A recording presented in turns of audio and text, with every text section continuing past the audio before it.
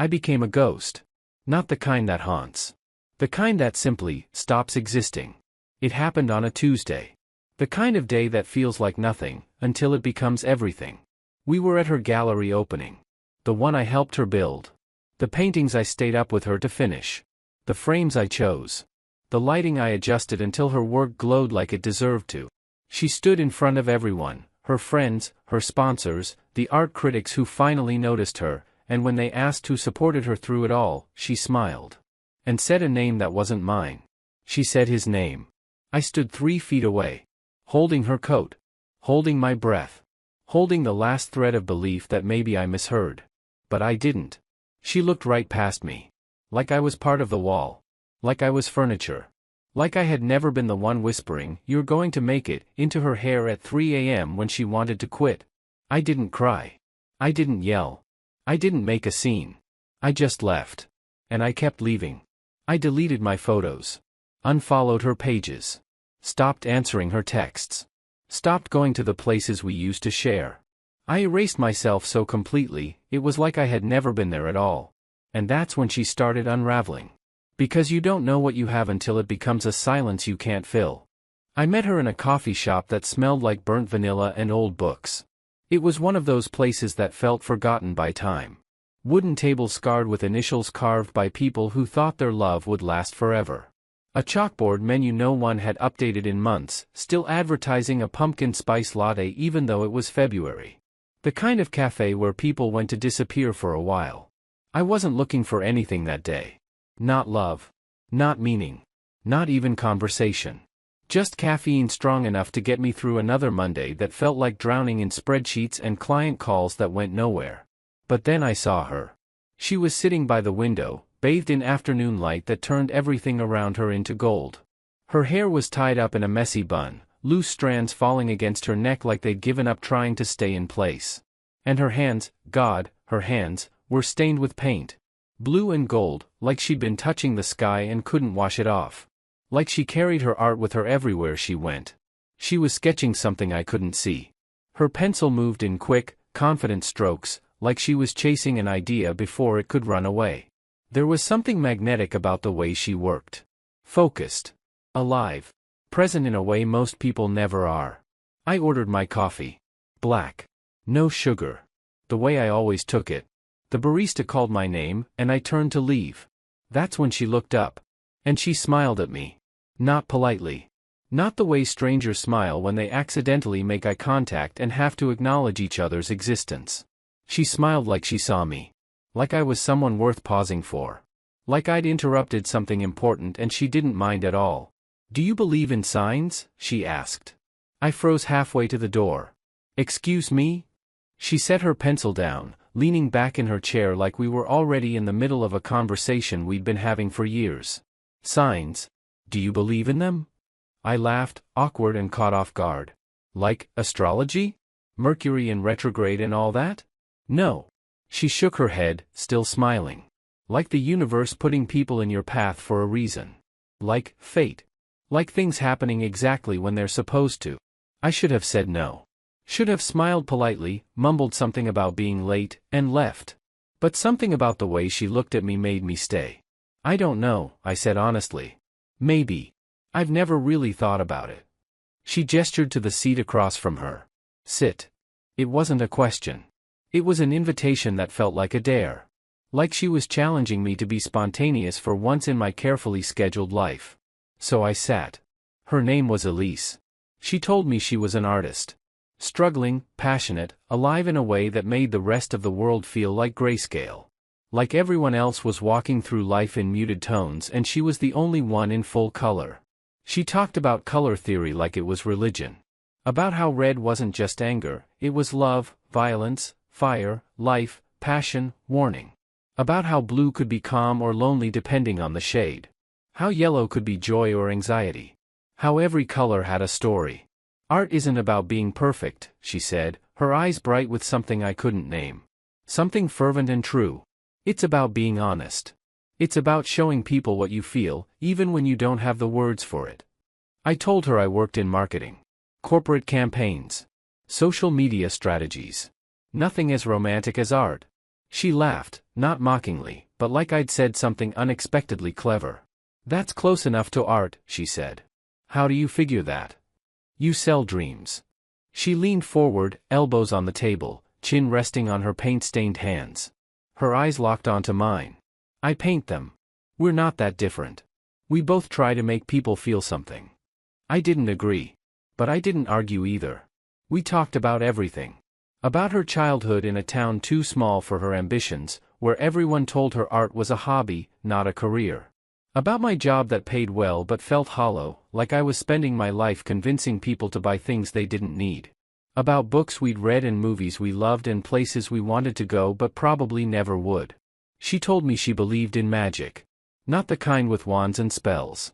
The kind that happened when two people connected in a way that didn't make logical sense but felt inevitable anyway. Like this, she said softly, gesturing between us. This feels like magic, doesn't it? I didn't know what to say to that. My heart was doing something strange in my chest. Something I hadn't felt in years. Maybe ever.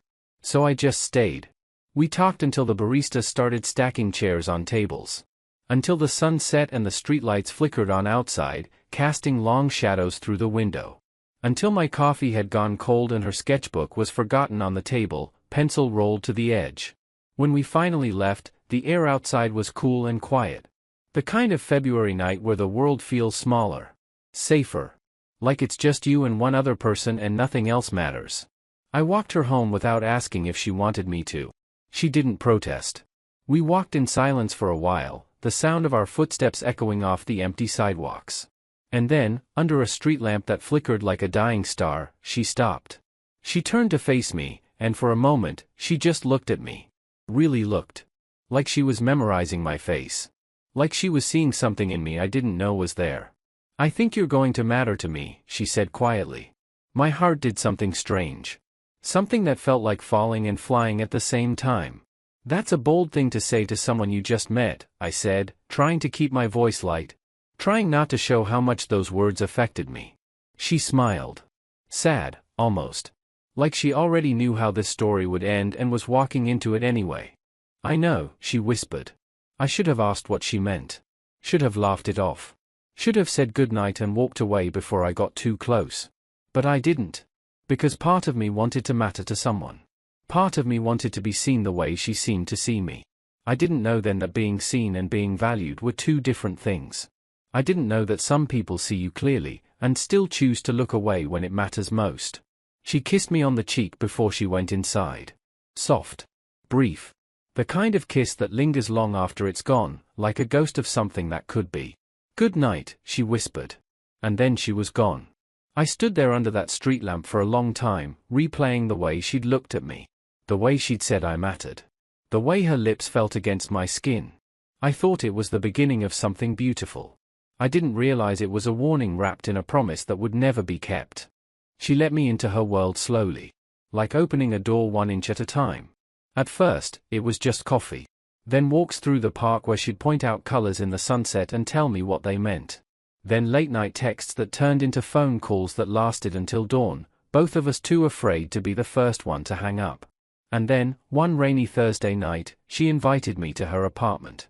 It's a mess, she warned as she unlocked the door, fumbling with her keys. I mean it.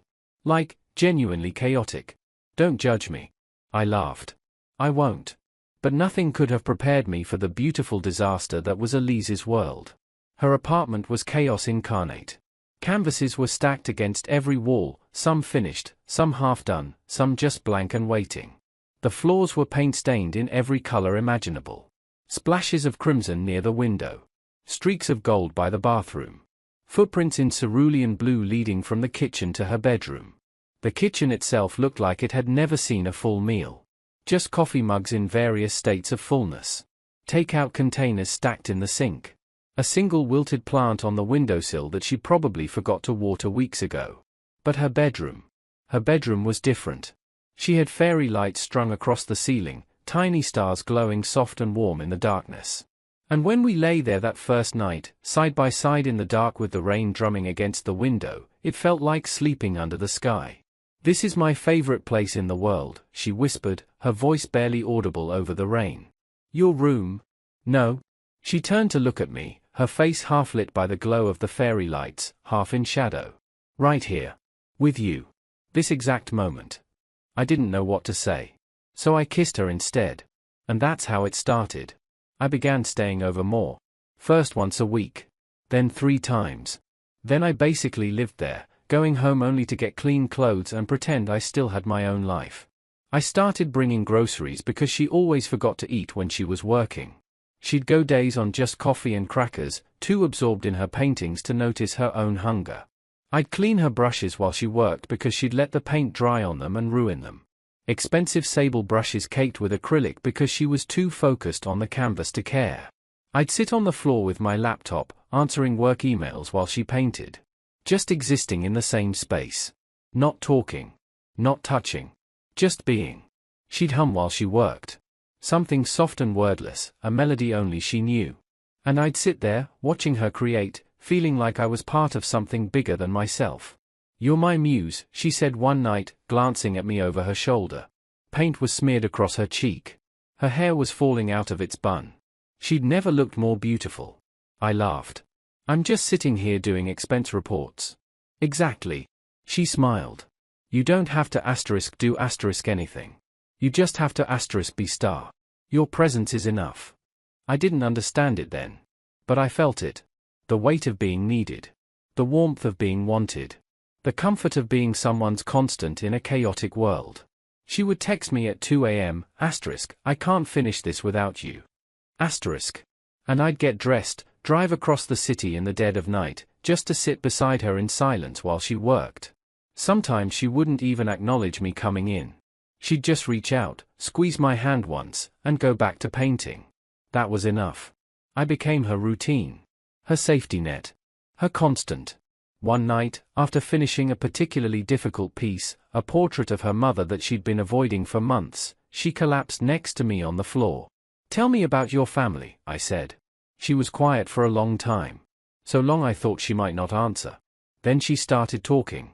She told me about her childhood. About parents who thought art was a waste of time.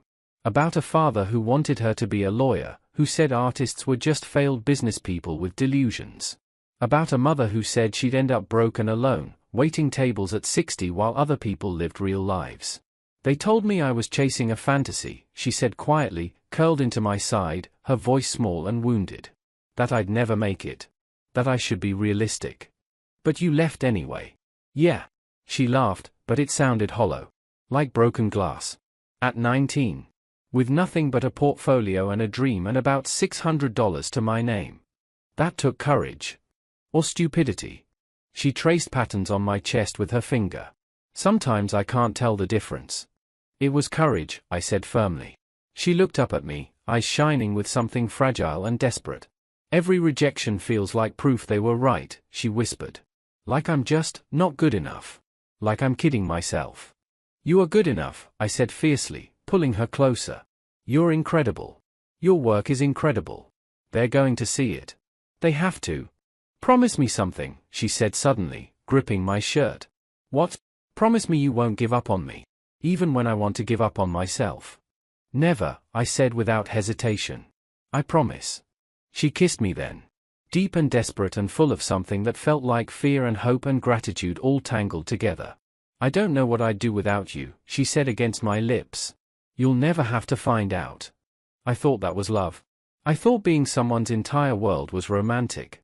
I thought being needed this desperately was what relationships were supposed to feel like. I didn't realize I was building a pedestal I'd never be allowed to stand on. I didn't realize that when you become someone's everything, they stop seeing you as someone. You become a function. A role. A support beam. And support beams don't get thanked. They just hold things up until they break. One night, she fell asleep in my arms, exhausted from painting for 12 hours straight. I stayed awake, watching the fairy lights flicker across her face, feeling her breathe against my chest. I felt lucky. Chosen. Important. I didn't know I was slowly erasing myself to make room for her dreams. I didn't know that love shouldn't feel like disappearing. But I would learn. The hard way. The gallery opening was her dream come true. She'd been selected for a group showcase at the Meridian, small, but prestigious. The kind of gallery that could make or break an emerging artist. A real chance to be seen by people who mattered. Critics. Collectors. Other artists who'd already made it. When she got the acceptance email, she screamed. Actually screamed. I was making coffee in her kitchen when I heard it, and I thought something was wrong. I ran into her bedroom and found her sitting on her bed, laptop open, tears streaming down her face. I got in, she whispered. I actually got in. I helped her pick which pieces to submit. We spent 3 entire evenings laying them out on her apartment floor, debating which ones told her story best. Which ones showed her range. Which ones would make people stop and look. I framed them myself. Spent hours at the frame shop, choosing the right thickness, the right color, the right matting. I stayed up late making sure every corner was perfect, every piece of glass spotless. The morning of the opening, I drove her to the gallery because she was too nervous to go alone. Her hands were shaking so badly she couldn't hold her coffee. What if no one likes them, she asked for the 100th time, gripping my hand so tight it hurt. They will. What if they don't? What if people walk right past them? What if I'm not ready for this? I pulled the car over. Looked at her directly. Elise. Listen to me. Your work is incredible. It's honest and raw and beautiful. They're going to love it. And even if they don't, even if every single person in that gallery hates it, I love it. I believe in you. That has to count for something. She kissed me. Hard. Desperately. Like she needed me to be her anchor in a storm only she could feel. You'll be there tonight, right? She whispered against my lips. Of course. I wouldn't miss it for anything. Promise? I promise. I'll be there the whole time. She smiled. Fragile. Hopeful. Terrified. I couldn't have done this without you, she said. You know that, right? None of this would exist without you.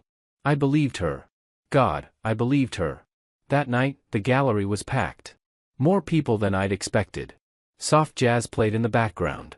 People held wine in plastic cups that pretended to be fancy and spoke in low, cultured voices about composition and technique and vision.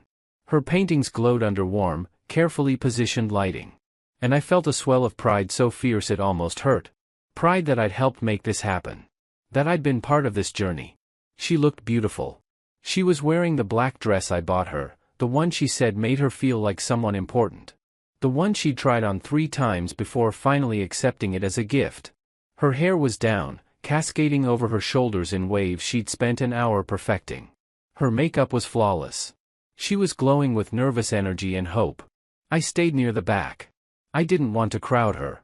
This was her night. Her moment. I was just happy to be there. Happy to witness it. Happy to be the person she came home to when it was all over. And then I saw her. She was standing near her largest painting, a chaotic explosion of color that somehow felt like hope breaking through darkness. It was the one she'd almost given up on. The one I'd convinced her to finish. A journalist approached her. A woman with perfectly coiffed hair, a camera hanging from her neck, and a podcast microphone with foam covering. Elise, your work is absolutely stunning, the woman said, her voice carrying across the gallery. So raw and vulnerable. Can you tell our listeners, who's been your biggest support through all this? I saw her pause. Saw her eyes flicker toward me. Just for a second. Our eyes met across the crowded room.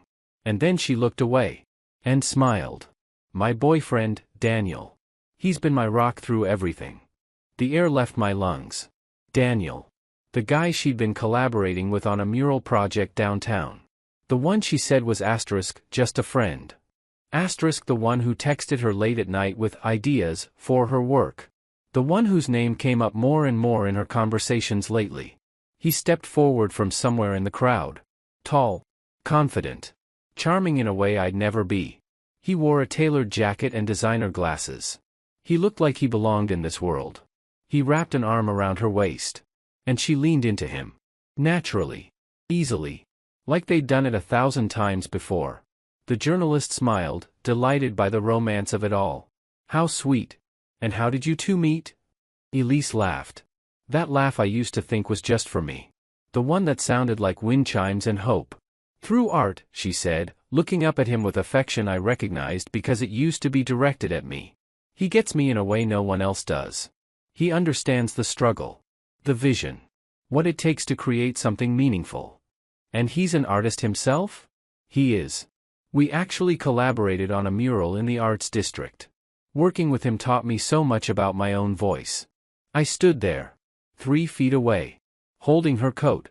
The coat she'd asked me to hold while she networked. Invisible. No one looked at me.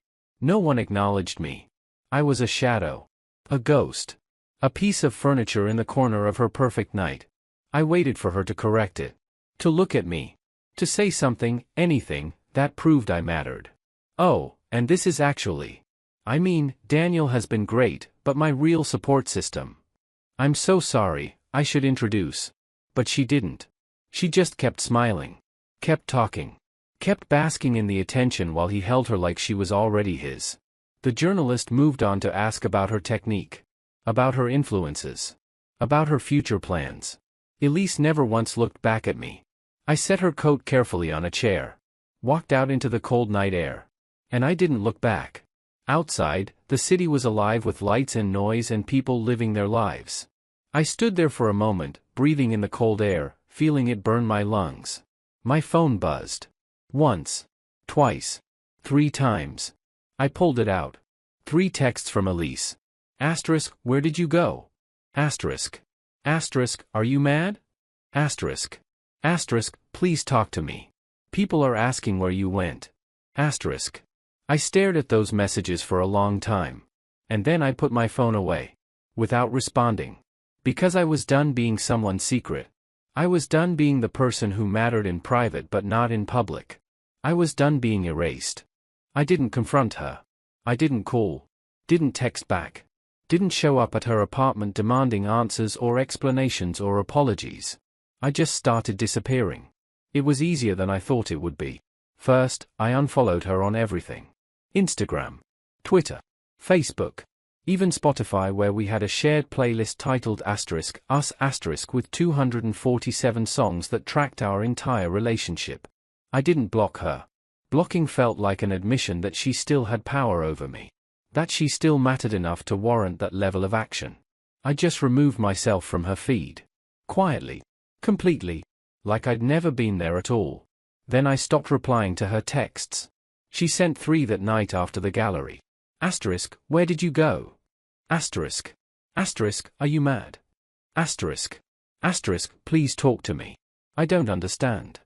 Asterisk. I left them on read. The blue checkmark sat there like tiny accusations. Proof that I'd seen them. That I was choosing not to respond. She sent more the next day. Asterisk, can we please talk about this? Asterisk. Asterisk, I'm sorry if I did something wrong. Asterisk. Asterisk, you're scaring me. Please just tell me you're okay. Asterisk. I left those on read too. By day 3, the messages got more desperate. Asterisk, I went to your apartment. You weren't there. Asterisk. Asterisk, I called your office. They said you were in meetings. Asterisk. Asterisk, what did I do? Please. Just tell me what I did. Asterisk. I didn't respond. Instead, I went to her apartment while she was at her barista job. I still had a key. I used it one last time. The place looked the same. Chaotic. Colorful. Alive. I took back my things. My books that had accumulated on her shelves. My spare charger. My hoodie she always wore because she said it smelled like me. The painting she'd made for me, a small portrait of us sitting on her apartment floor, tangled in fairy lights and each other. I'd hung it on her wall because I thought it symbolized us. Our intimacy. Our connection.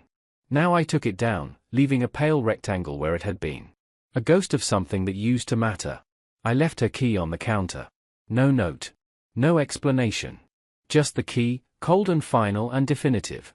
Then I went home and did the hardest thing I've ever done. I deleted our photos. All of them. 2 years of memories. Beach trips where she painted watercolors of the sunset. Late night diner runs where she'd sketch on napkins. Lazy Sunday mornings tangled in her sheets with fairy lights glowing above us. Gone. I selected them all. Hundreds of photos. And I pressed delete. My phone asked me to confirm. Asterisk, are you sure you want to permanently delete 347 photos? Asterisk. My thumb hovered over the screen. This was it. The point of no return. I pressed yes. And watched 2 years disappear in seconds. Then I kept going. I stopped going to the coffee shop where we met. Started going to a different one across town, even though it was out of my way. I stopped ordering her favorite wine at the store. Stopped listening to the songs she loved. Stopped watching the shows we used to binge together. I even changed my route to work so I wouldn't pass her street. Took the highway instead of surface roads, even though it added 15 minutes to my commute. I erased myself. Completely. Methodically. Like I was performing surgery on my own life. And at first, it felt like dying. Like cutting off a limb and watching it bleed. Every morning I woke up and reached for my phone, muscle memory expecting a good morning text that would never come. I'd see something funny and start to text her before remembering. I'd hear a song and feel it like a punch to the chest. I'd pass her art supply store and think about going in, buying her new brushes, before realizing there was no point anymore. For 2 weeks, I walked through my life like a ghost. Going through the motions. Showing up to work. Smiling when expected. But feeling nothing underneath. But then, something shifted. One morning, I woke up and didn't think about her first thing. I made coffee. Went for a run. Listened to a podcast. Showered. Got dressed. And it wasn't until I was halfway through my commute that I realized I'd gone half a day without the weight of her in my chest. And it felt like breathing for the first time in years. Like coming up from underwater and realizing I'd been drowning without knowing it. Because I wasn't performing anymore. Wasn't trying to be enough. Wasn't bending myself into shapes that fit someone else's idea of love. I wasn't staying up until 3 a.m. because she needed me. I wasn't canceling plans with friends because she was having a crisis. I wasn't making myself smaller so she could feel bigger. I was just gone. And she had no idea how to find me. I'd left no trail. No breadcrumbs. No forwarding address for my heart. My friend Maya called one night. She's been asking about you, she said carefully. I don't care. She seems really upset. Still don't care. She asked if you moved. If you're seeing someone. If you hate her. What did you tell her? That I don't know. That you're dealing with things. That you need space. Thank you. Silence on the line. Are you okay? Maya asked quietly. I thought about it. Really thought about it. Yeah, I said, surprised to realize it was true. I actually am. One night, I sat on my couch with a beer and stared at the empty space on my wall where her painting used to hang. The wall was blank now. White. Clean. And I didn't feel sad. I felt free. Because I'd finally learned the difference between being loved and being convenient. Between being valued and being useful.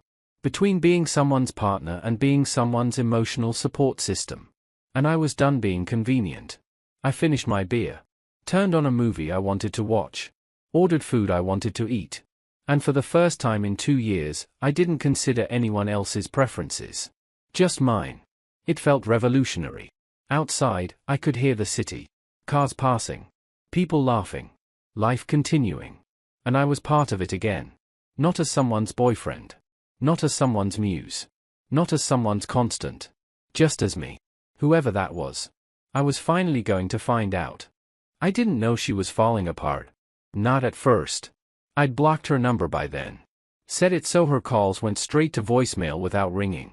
Deleted all social media apps from my phone.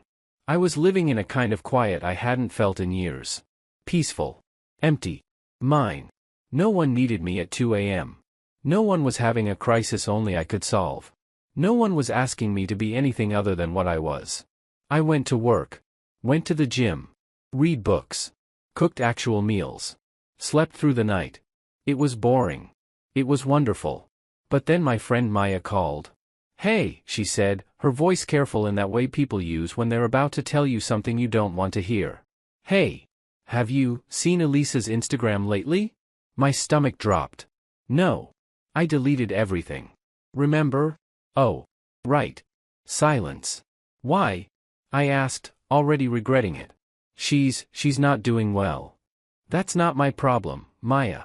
I know. But, Maya. No. Just look. Once. Then you can go back to ignoring her. I just think you should know. I shouldn't have done it. But curiosity is a cruel thing. I re-downloaded Instagram. Typed her name. Her profile appeared immediately, familiar and foreign all at once. And immediately, I wished I hadn't looked. Her feed was a graveyard. The curated aesthetic she used to maintain, beautiful photos of her work, artfully composed shots of her studio, inspirational captions about the creative process, was gone. Instead, there were blurry photos. Half-finished paintings photographed in bad lighting. Close-ups of canvases that looked abandoned mid-stroke. Captions that didn't make sense. Asterisk, I don't know where you went. Asterisk. Asterisk, why won't you answer me? Asterisk. Asterisk, I'm sorry. Please. I'm sorry. Asterisk. Asterisk, I can't find you anywhere. Asterisk. One post was just a black screen with white text in all caps. Asterisk, I ruined the best thing I ever had. Asterisk. Another was a photo of the painting she'd made for me, the one I took back. The one of us tangled in fairy lights. She must have taken a photo of it before I left. The caption just said, asterisk, gone. Asterisk. The comments were brutal. Asterisk, girl, move on. This is embarrassing. Asterisk. Asterisk, who even is this about? Asterisk. Asterisk, this is why artists need therapy, not Instagram.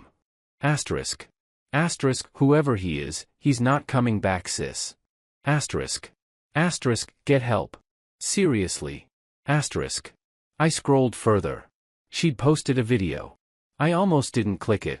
But I did. It was her, sitting on the floor of her apartment surrounded by canvases. The fairy lights were off. The only light came from the window, gray, overcast, depressing. She wasn't wearing makeup. Her hair was unwashed. She looked at the camera like she was searching for someone who wasn't there. The video had no sound. Just her, crying silently, wiping her face with paint-stained hands that shook. The caption, asterisk, I can't paint without you. Asterisk. I closed the app. My hands were shaking. My heart was pounding in a way that felt like panic and vindication and guilt all twisted together. Maya called again immediately. You looked, didn't you? Yeah. She's been asking about you, Maya said quietly. Calling everyone we know. Showing up at places she thinks you might be. Asking if anyone's seen you. If you're okay. If you hate her. What did you tell her? That I don't know where you are. That you're dealing with your own stuff. That you need space. Good. Thank you. She came to my place last week, Maya continued. I made the mistake of answering the door. She looked terrible. Like she hasn't slept in days. Her eyes were swollen. She could barely form sentences. She kept asking where you were. If you'd moved. If you were seeing someone new. That's not her business anymore. I know. I told her that. But she broke down. Like, fully broke down.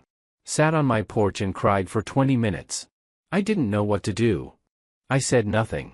I'm not saying you have to forgive her, Maya said carefully. I'm not even saying you have to talk to her.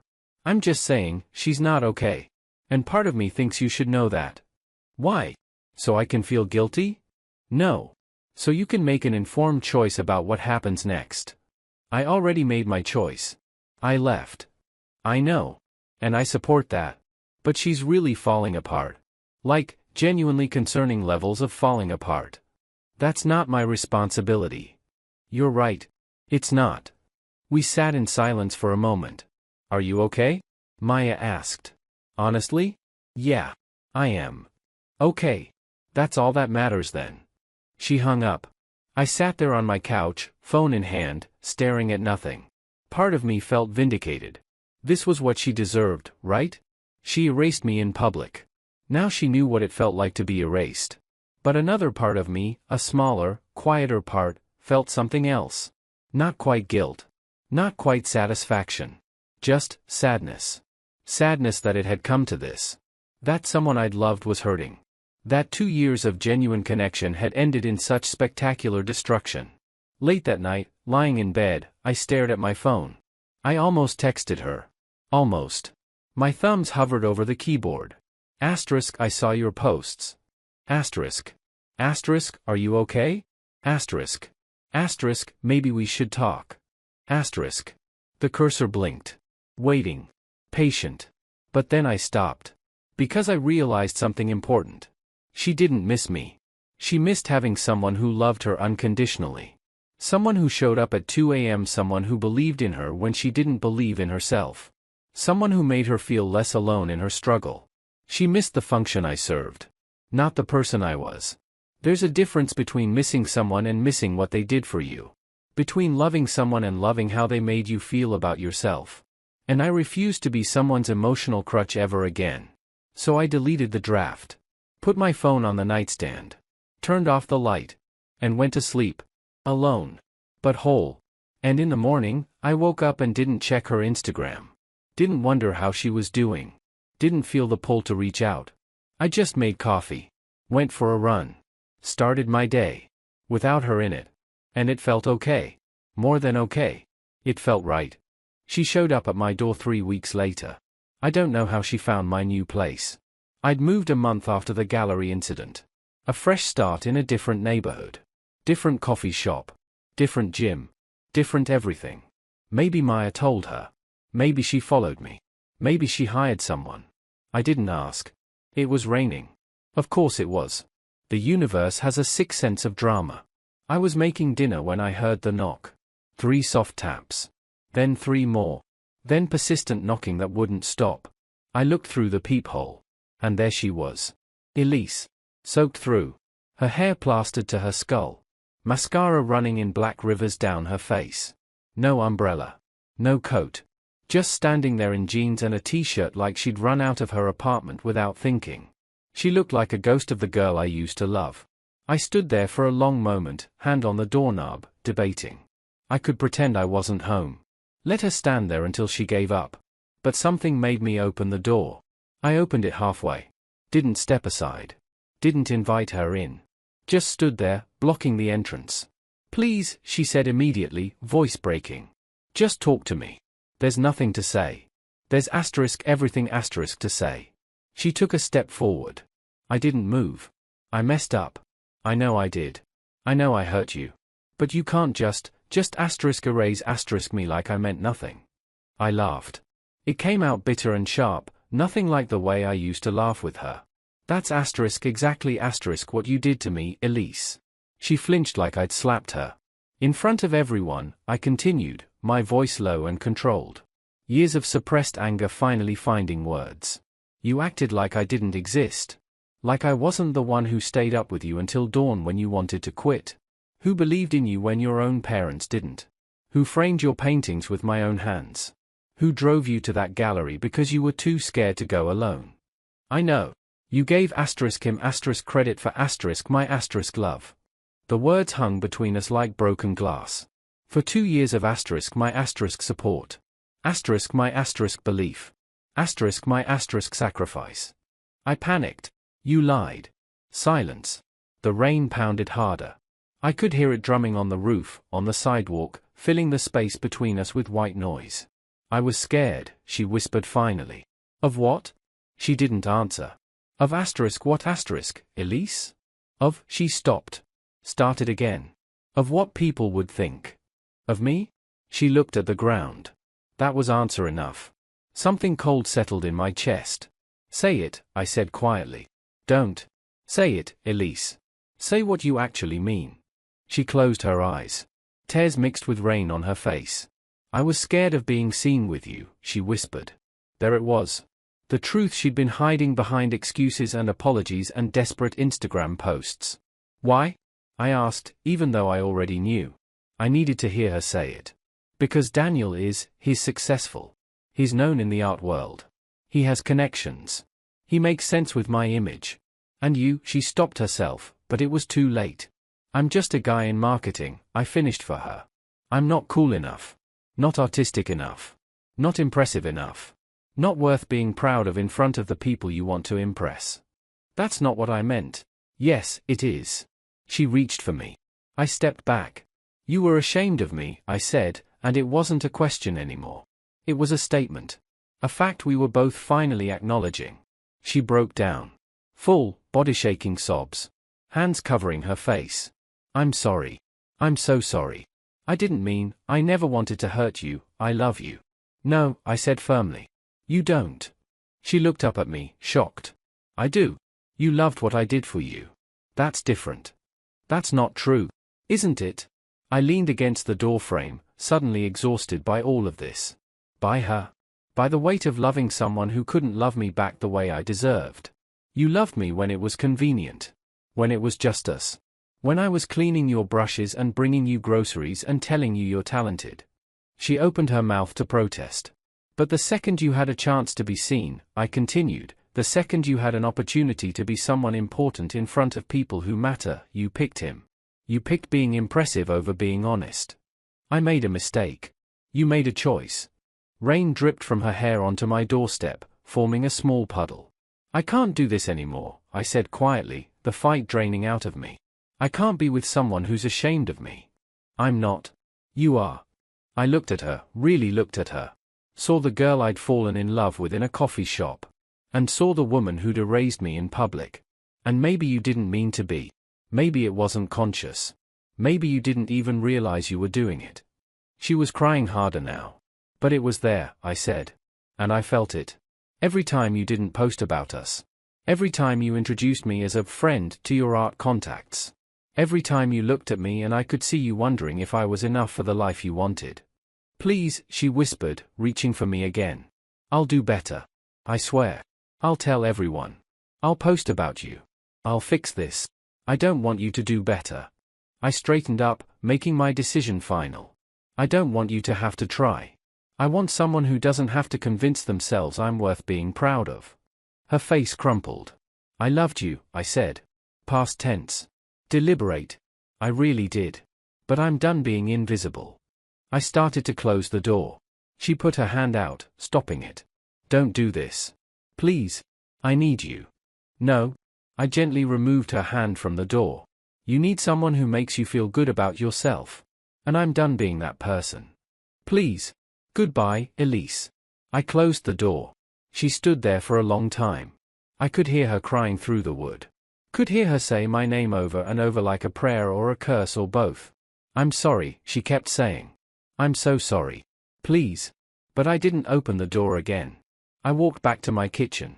My dinner was cold. I reheated it in the microwave and ate in silence while she cried outside. Eventually, she left. I heard her footsteps fade away. Heard a car door close. Heard an engine start and drive off into the rain. And then there was just silence. I washed my dish. Dried it. Put it away. And then I locked the door. For good this time. 6 months later, I was different. Not because I wanted revenge. Not because I was trying to prove something to her or to anyone else. But because I finally started living for myself. It started small. I got a promotion at work. The senior position I'd been turning down for years because I was always too busy being Elisa's emotional support system. Too busy dropping everything at 2 a.m., too busy prioritizing her career over mine. My boss took me out for drinks when I accepted. Told me I'd been overlooked for too long. That I had potential I wasn't using. That she was glad I was finally ready to step up. What changed? She asked. I stopped living for someone else, I said. She nodded like she understood exactly what I meant. I started going to the gym. Not obsessively. Not to get revenge body. Just enough to feel strong again. To remember what it was like to be in my body and not just in my head. To have a routine that was mine. I took a painting class.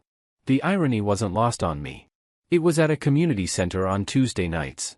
12 people. All levels. The instructor was this older woman named Carol who had silver hair and wore paint-stained overalls and said things like, "There are no mistakes, only happy accidents," without a hint of irony. And somehow, it worked. I wasn't good. But I wasn't bad either. Mostly I painted abstract things. Feelings without form. Colors without meaning. One night, Carol stood behind me while I worked on something, all blues and grays and darkness.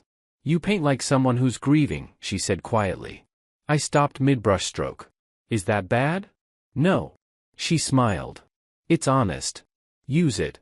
Channel it. That's what art is for." So I did.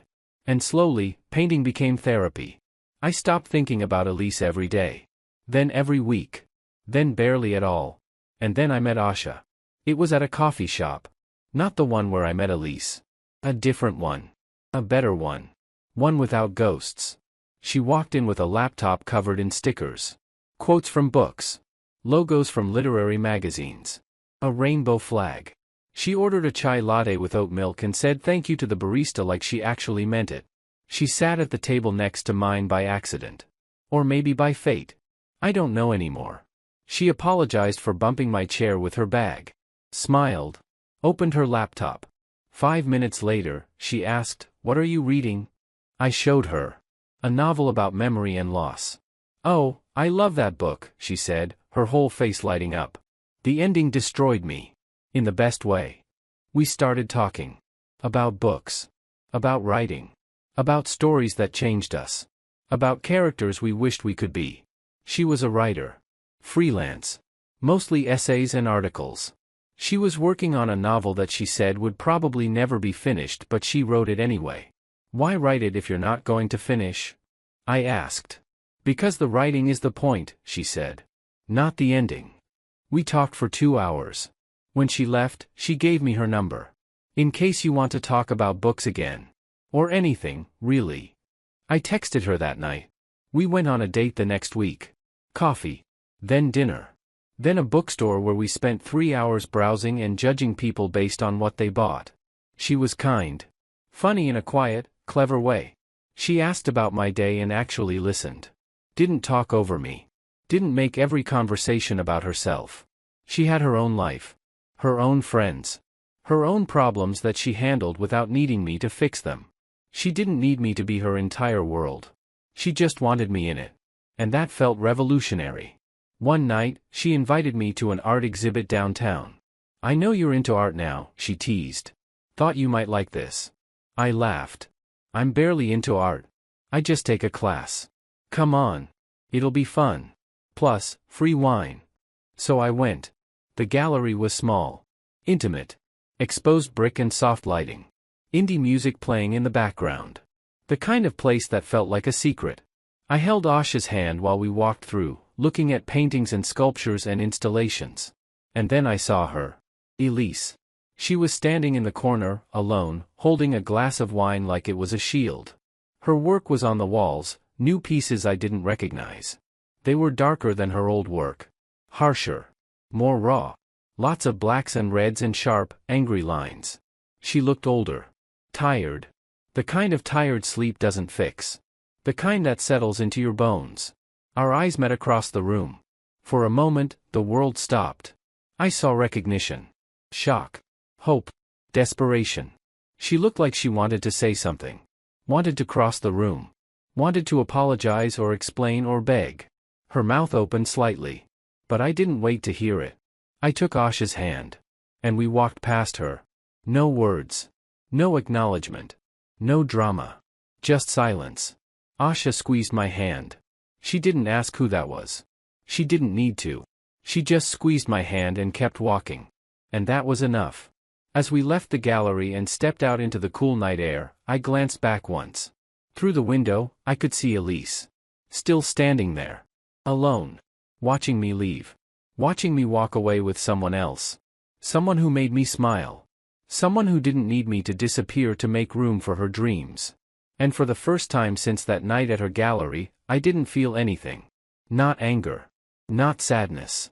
Not even satisfaction. Just, nothing. Indifference. And somehow, that was the loudest goodbye I'd ever given. "You okay?" Asha asked as we walked down the street. "Yeah," I said. And I meant it. I really am. She smiled. Kissed my cheek. "Good. Because I'm starving and I know this amazing Thai place nearby." We went to dinner. Laughed. Talked.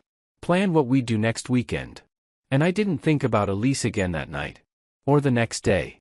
Or the day after that. Because I'd finally learned something important. Moving on doesn't mean forgetting. It means choosing to build something new instead of mourning what's gone. And I was building something good. Something healthy. Something mine. A year later, I got a package in the mail. I wasn't expecting anything. I'd just gotten home from the gym. Still in my workout clothes, slightly sweaty, planning to shower and make dinner with Asha, who was coming over later. The package was sitting by my door. Medium-sized. Carefully wrapped in brown paper. No return address. Just my name and address written in handwriting I used to know by heart. Handwriting that used to leave notes on my pillow. Shopping lists. Love letters. My stomach dropped. I knew who it was from. I stood there for a long moment, staring at it. Debating whether to open it or throw it away unopened. Part of me wanted to throw it in the dumpster. To not give her the satisfaction of knowing I'd seen whatever was inside. But curiosity won. I brought it inside. Set it on my kitchen counter. Stared at it while I drank water. Then, finally, I opened it. Inside was a painting. Carefully wrapped in bubble wrap and foam. Protected like something precious. I unwrapped it slowly. And my breath caught. It was me. A portrait. Oil on canvas.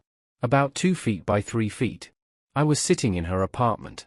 I recognized the space immediately, the fairy lights, the paint-stained floor, the window with the late afternoon light streaming through. I was sitting on the floor, looking at something off canvas. Maybe her. Maybe nothing. My expression was soft. Content. Peaceful. The light cut across my face in golden rays. Half my face was in shadow. Half was bathed in warm, golden light. I looked, loved. I looked like someone who mattered. It was beautiful. Probably the best work she'd ever done. Every detail was perfect. The way the light hit my hair. The exact shade of my eyes. The slight smile I didn't even know I wore. She'd captured something true. Something real. At the bottom, in her careful handwriting, she'd written. Asterisk, I'm sorry I couldn't see you when you were there. Asterisk. I stared at it for a long time. Felt emotions I thought I'd moved past. Sadness. Anger. Nostalgia. Grief for what could have been. Part of me wanted to throw it away. Burn it. Send it back. Reject this final attempt at, what? Apology? Connection? Closure? But I didn't. I hung it in my hallway. Not in a place of honor. Not in the living room where guests would see it and ask about it. Just in the hallway between my bedroom and bathroom. A private space. A transitional space. I hung it there because it reminded me of something important. I was never invisible. She just refused to look. And that was her failure, not mine. Asha came over that evening. She saw the painting immediately. That's new, she said, studying it. It's beautiful. Who's the subject? Me. She looked closer. Who painted it? Someone I used to know. She was quiet for a moment. Then, the woman from the gallery. I nodded. Do you want to talk about it? Not really. She kissed my cheek. Okay. Let me know if you change your mind. And that was it. No jealousy. No insecurity. No demands for explanation or reassurance. Just trust and respect and space. That's when I knew. I knew Asha was different. Was better. Was what I deserved all along. Over the next few weeks, I'd pass that painting every day. Multiple times a day. And each time, I'd stop and look at it. Not with longing. Not with regret. But with recognition. I saw someone I was proud of in that painting. Someone who loved deeply. Who showed up. Who believed in someone else's dreams even when it cost him his own. But also someone who walked away when it became clear that love wasn't returned. Someone who chose himself. Someone who erased himself from a toxic situation and rebuilt from scratch. Someone who learned the difference between being needed and being valued. One morning, Asha and I were making breakfast together. Pancakes. She was terrible at flipping them and kept laughing every time one fell apart. She glanced down the hallway at the painting. You know what I love about that painting, she said. What? It's proof that you were loved. Maybe not in the right way. Maybe not enough. But someone saw you and thought you were worth immortalizing. I hadn't thought of it that way. And now, she continued, flipping a pancake that actually stayed intact, you have someone who sees you like that every day. Not just in a painting. She looked at me. Smiled. Genuine and warm. And I realized she was right. They say the best revenge is living well. But I think the best revenge is becoming someone you don't need revenge on anymore. Becoming someone so whole, so content, so genuinely happy that the past stops having power over you. Elise erased me from her life when it mattered. In front of everyone. When I needed her to choose me, she chose someone else. So I erased myself. Completely. Methodically. I removed every trace of my existence from her world and forced her to feel the weight of that absence. And in doing so, she fell apart. Lost her anchor. Lost her muse. Lost the one person who believed in her unconditionally. But in the space she left behind in my life, I found something better. I found myself. I found my own worth that didn't depend on being needed. I found my own dreams that didn't revolve around supporting someone else's. I found my own happiness that didn't require constant validation. And I found someone who wanted me in her world without asking me to disappear to make room. I don't hate Elise. I don't love her either. I just moved on. Fully. Completely. Genuinely. And that, I think, is the most powerful thing I've ever done. Because the opposite of love isn't hate. It's indifference. And I'm finally, peacefully, genuinely indifferent. The painting hangs in my hallway still. A reminder. Not of her. Not of what we had. But of who I was. Who I became. Who I chose to be. Every time I pass it, I see someone who learned to choose himself. Someone who walked away from love that diminished him. Someone who built a life worth living. And I smile. Because that person in the painting? He's not lost anymore. He's not invisible anymore. He's not waiting to be seen anymore. He's just living. And that's enough. More than enough. It's everything.